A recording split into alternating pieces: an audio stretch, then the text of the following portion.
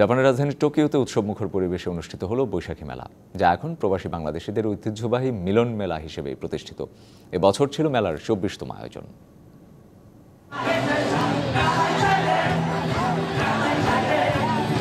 তোশিমা সিটির Ikebukuro Nishiguchi park, যেখানে রয়েছে বিদেশের মাটিতে বাংলাদেশের অর্থায়নে নির্মিত প্রথম স্থায়ী শহীদ মিনার, সেখানে ছিল বৈশাখী মেলা। করোনা মহামারীর বাধা পেরিয়ে এই মেলা এখন এক গৌরবময় প্রবাসী সংস্কৃতি হিসেবে দাঁড়িয়েছে। প্রবাসী বাংলাদেশিরা ছাড়াও স্থানীয় জাপানি নাগরিকরাও এই মেলায় অংশগ্রহণ করেন। ফলে এটি হয়ে উঠেছে দুই দেশের সংস্কৃতির এক অনন্য মিলনস্থল।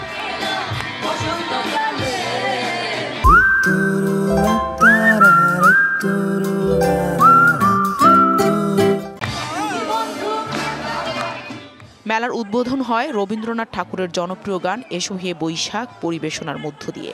এরপর একে একে মঞ্চে আসে বাংলাদেশি শিশু কিশোরদের পরিবেশনা, প্রবাসী শিল্পীদের নাচ গান এবং স্থানীয় জাপানি সংগঠনের অংশগ্রহণে বিশেষ সাংস্কৃতিক পরিবেশনা।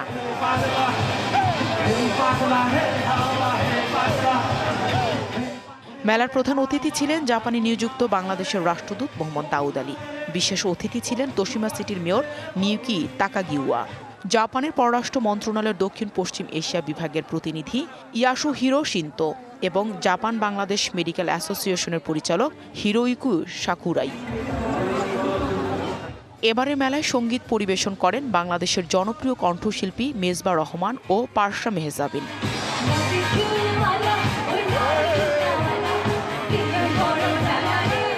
মেলার আয়োজক ছিল জাপান বাংলাদেশ সোসাইটি এবং পৃষ্ঠপোষকতা করে বাংলাদেশ দূতাবাস, জাপানের পররাষ্ট্র মন্ত্রণালয় ও টোকিও মেট্রোপলিটন সরকার।